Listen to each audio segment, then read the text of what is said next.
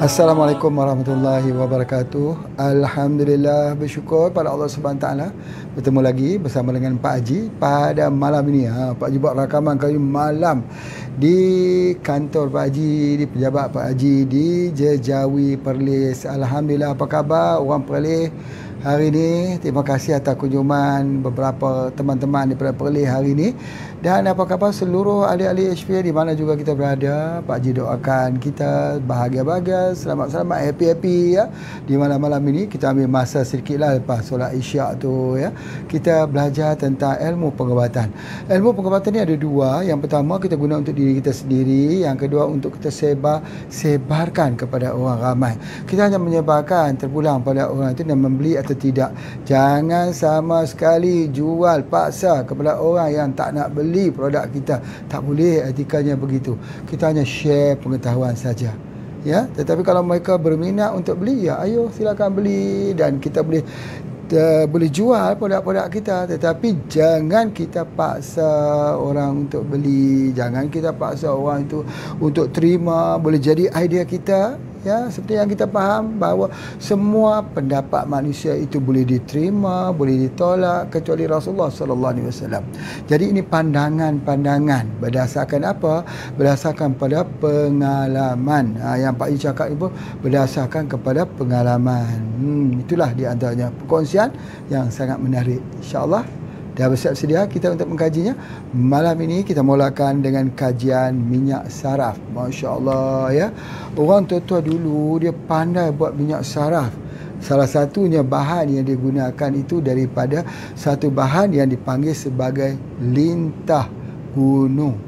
Lintah gunung. Banyak orang pernah dengar ya, penasaran tentang lintah gunung ni. Ada ke tak ada lintah gunung? Di atas gunung tu ada lintah.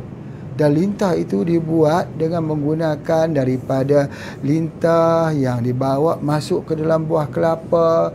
Lintah itu akan makan isi kelapa tersebut sampai dia jadi besar, kemudian dimasak, dikeluarkan minyak. Itu dia panggil minyak lintah. Tetapi Pak Haji tak guna minyak lintah. Minyak saraf ini bukan minyak lintah, tapi Pak Haji nak cerita dulu asal dia. Ya, di mana minyak lintah digunakan untuk kita gunakan ini khususnya sebagai satu sumber. Sumber apa? Sumber untuk mencairkan darah. Kerana dia mengandungi satu yang disebut sebagai hirudin. Itu sedikitlah tentang pasal lintah dan minyak saraf yang dibuat oleh masyarakat dahulu. Tetapi Pak Haji nak cerita pada malam ni bukan pasal itu. Pak Haji nak cerita pasal minyak saraf. Dibuat daripada lintah kan? Tidak. Ini bukan dibuat daripada lintah. Ini satu proses daripada herba-herba kita yang ada. Banyak sebenarnya daripada herba-herba kita yang ada ya. Macam hari ni ada lagi herba untuk tumbuhkan rambut yang botak. Kalau dah guna ini, insya-Allah tumbuh semula dengan izin Allah. Ini minyak saraf. Minyak saraf ni istimewanya kita spray saja. Tengok Pak Haji spray ni. Ya, lalu kita oleh perlahan-lahan. Tak perlu kita pijat, tak perlu kita urut, tak perlu, sebab sebentar lagi kita tengok. Tengok Pak Haji olehkan lama begitu dan Pak Haji biarkan. Sudah tidak ada lagi yang kesat-kesatnya makin hilang. Apa itu? Dia masuk ke dalam kulit kita. Jadi kemudian dipanaskan itu sesuai dengan panas suhu badan dan hilang ngilu-ngilu. Ada orang pernah kena apa ni, dia panggil tunnel carpal syndrome. Ni sakit kat sini-sini ni, carpal syndrome ya, di mana 3 jari, 1, 2, 3 jari ini lalu di bawah satu tunnel ya, satu terowong di sini, di mana terowong itu jadi kita inflame lah radang. Akhirnya ni 3 jari ni tidak bergerak. Macam mana cara nak rawat? Perawatan, operation, terpaksa jahit di sini, operate di sini ni, dekat sini operate, belum tentu sembuh. Ini ramai sekali yang kena penyakit ini. Tapi kalau mereka gunakan minyak ini, dispraykan saja di sini, ya, spray saja di sini, spray gitu saja. Bismillah, mudah-mudahan tak lebih pada 3 hari dah tidak ada ngilu lagi. Subhanallah. Itu dia nama minyak saraf. Itulah dia sebahagian daripada pengobatan tradisional orang-orang Melayu bagi mereka mengolah daripada tumbuh-tumbuhan yang ada. Masya Allah, Masya Allah. Itu kalau kita sakit di sini, tenaga pasien di sini. Bagaimana kalau kita tak dapat angkat tangan pula? Tak dapat angkat tangan. Oh, tak boleh angkat. Itu, tekat tu saja. Itu, dah. 3-4 tahun tak boleh angkat tangan. Kita spraykannya itu di tulang belikat. Di sini. Di tulang belikat kat sini ni. Tulang belikat itu subhanallah, kita spray 2 waktu malam sebelum tidur dan pada waktu pagi di awal pagi spray di sini. Lepas tu kita sapu. Subhanallah, bagi setengah-setengah kasus, bagi setengah kes, masa tu juga boleh berlaku on the spot. Ya Allah, on the spot. Tak boleh angkat dah bertahun-tahun ni on the spot. Mana ada orang boleh terima pengobatan apa? Ini ada hikmah, ada baca-baca apa, ada baca-baca. Ya mesti baca suratul Fatihah, baca wirid al-maqsurat. Kita baca doa supaya dia berkesan untuk Tadakapa sindrom untuk orang yang tak dapat angkat tangan. InsyaAllah selamat. Itu yang pertama. Kemudian selain daripada sakit ni, ada orang yang sakit bahagian kepala ini. Yang sakit kepala ni mula sakit dalam kepala. Sakit dalam kepala ni, sakit dalam kepala. Terutama pada waktu pagi. Termasuk apa? Migraine, sakit kepala. Macam mana nak sembuhkan tu? Ni, spray dia di C7. Mana ada C7 sini? Ini, kalau kita tunduk-tunduk ni, ada tulang dia yang paling tinggi di tengkok ni. Cervical 1, 2, 3, 4, 5, 6, 7. Tulang itu dia panggil tulang atas, tulang C atas, mula pada di sini sampai ke pangkal tengkok ni, yang tempat yang paling tinggi itu C7. Maka di situlah selalunya kita bekam. Kita spray di situ, kita sapu di situ. Bismillah. Lapang dah, subhanallah. Dah boleh tu. Esok hilang tak ni? Hilang sakit dalam kepala yang selama ini. Makan paracetamol, makan Panadol, makan ubat tahan sakit, painkiller, makan, tak pernah boleh hilang. Hilang sebentar tapi tak hilang keseluruhannya. Masya Allah, Masya Allah. Itu yang Pak Haji nak sebutkan. Sakit dalam kepala. Sakit di bahu ni. Masya Allah. Bukan hanya sakit di bahu ni Pak Haji. Banyak yang Pak Haji buka dekat sini. Orang datang, Pak Haji kami sakit sini ni, sini. Ni sakit apa di sini ni? Ini darah tinggi, kolesterol tinggi. Ini petanda nak jadi stroke. Sakit ni, sakit. Bukan ngilu lagi. Bukan lemah-lemah lagi. Tapi sakit. Perih. Sakit apa ni? Saraf. Ini menyambung ke mana? Di sini. Itu Pak Haji selalu sebut dulu. Pegang handphone, lama-lama pegang handphone. Pegang macam ni handphone ni. Lama-lama memang ringan. Tapi kalau kita pegang lama, dia jadi beban di sini, beban di sini. Tu kita sakit. Ya, sakit di lengannya, sakit di sini dan sebagainya. Pun tak mau hilang. Bila kita spray saja dengan izin Allah, kita spray di tempat ni, di C7 tadi ni, dengan otomatis, subhanallah. Jadi spraynya di mana? C7 atau di tulang belikat dan juga di sini. Masya Allah. Sakit di sini. Bagaimana sakit di sini? Menegang di sini. Ini tekanan darah tinggi. Menegang urat-urat dekat sini. Kita exercise pun masih menegang, sakit. Sampai nak gitu nak beralih tu pun sakit. Masya Allah. Jadi oleh sebab itu, maka apa yang kita nak kena gunakan ialah spray kat situ, sapu, insya Allah boleh. Kemudian seterusnya yang dikatakan saraf ini lagi ialah bukannya sakit dekat sini, sakit di sini, sakit di tulang belakang. Tulang belakang tu sakit, slip disc lah kita katakan. Nak buat operation slip disc lah, apa sebagainya itu. Sebelum operation, spray dulu dengan minyak saraf. Mudah-mudahan tak payah operation.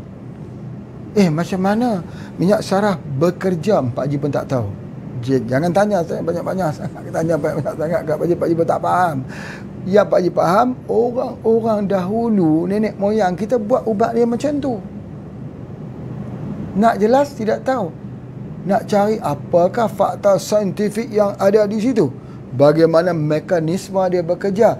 Apakah aktif ingredient yang ada. Jadi Pak Haji tak tahu. Yang tu kalau nak buat silakan buat kajian. Cuma yang paling penting spray gitu, insya-Allah yang sakit di sini, di selit atau sakit di pinggang ni, ya Allah, sakit itu sembuh dengan izin Allah. Ini sakit pinggang ni. Kalau orang tu sakit pinggang, lepas tu sakit belakang, sakit kepala, itu pun stres. Kita spray di sepanjang tulang belakang, disapu di sepanjang tulang belakang dan juga di pinggang. Nah, sudah ada dah banyak yang Pak Haji tunjukkan. Sakit di sini, triple ni, tiga jari ni, spraynya kita di sini. Ya, boleh kita di spray di sini, spray di sini 7. Ya, juga kita boleh spray di tulang belikat dan juga di tulang belakang. Tengok sakit apa, baru kita spray di tempat mana. Okey, baik. Apabila kita spray saja di tulang belakang dan juga pinggang, maka dia yang mencengkam begitu, menggenggam, saraf menggenggam itu akan melepaskan genggamannya. Subhanallah. Kita rasa ringan, kita rasa mudah pergerakan, kita tak kaku. Begitulah juga di lutut. Di lutut pula ni. Kalau lutut itu kram, kaku, tak boleh bergerak dan sebagainya, maka kita spray dekat lutut.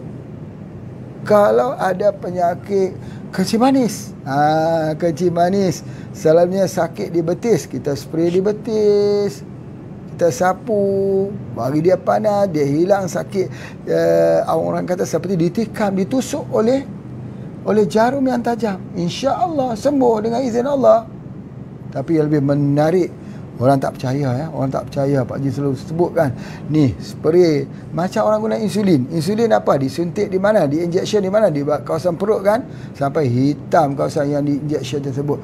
Jangan injection, bagi spray dengan minyak ni saja di kawasan perut ini. Subhanallah, di kawasan pusar ini, Masya Allah, gula back to normal. Betul kak? Subhanallah, menggantikan insulin. Jadi oleh sebab tu bila kita spraykan dekat situ, dia jadi ubat terkhusus untuk penyakit kencing manis. Spray di sini dia jadi untuk darah tinggi. Spray di tulang belakang dia jadi untuk kurangkan rasa nak marah. Itu dia ada. Spray di lutut dia menguatkan bahagian lutut. Spray di betis dia menghilangkan kesan tekanan ataupun kesan seperti ditusuk dengan jarum yang tajam di betis tersebut. Subhanallah. Dan kalau kita nak menggunakannya ni, insya-Allah. Jadi oleh sebab itu kadang-kadang kita tengok orang tua ya, lama-lama dia tak boleh nak bangun, dia pakai tongkat. Tapi bila kita sapu, wah, hilang tongkatnya tu. Boleh bangun, boleh solat sambil berdiri dan sebagainya. Itulah dia minyak saraf. Baik. Ada setengah orang dia guna minyak saraf ni, dia tak dapati betul apa yang Pak Haji sebut ni. Dia tengok tidak ada perubahan. Kenapa dia tidak ada perubahan? Ingat ya, setelah kita spray, kita tak boleh mandi. Dia tak boleh bertemu dengan air sejuk. Bila kita panaskan tempat tersebut, kita tak boleh mandi. Kalau kita mandi, jumpa air sejuk, dia akan menyebabkan saraf itu lagi parah. Jadi oleh sebab itu, jangan kita mandi selepas kita gunakannya. Biar selepas kita nak tidur malam, misal kata, sebelum kita nak tidur malam, kita gunakan. Ataupun waktu pagi, dah selesai dah, kita solat subuh, baru kita gunakan. Bila kita gunakan itu, insya-Allah, barulah dia akan dapat kesan yang sangat efektif. Pertama. Yang kedua, jangan spray sikit sangat. Basah kan? Basah. Kedua. Yang ketiga, yang ketiga tu apa? Kita hendaklah, orang kata, selain daripada gunakan minyak saraf ini, ada herba-herba lain yang kita makan. Misal kata untuk sakit kencing manis, ambil plantisol, ambil teh herba. Itu di antaranya. Ada herba-herba yang perlu kita makan sekiranya tidak berkesan. Tapi kalau sudah berkesan, tak perlu lagi, hanya spray saja, insya-Allah. Itulah dia product knowledge minyak saraf untuk malam ini, pertemuan yang pertama. Terima kasih. Assalamualaikum warahmatullahi wabarakatuh.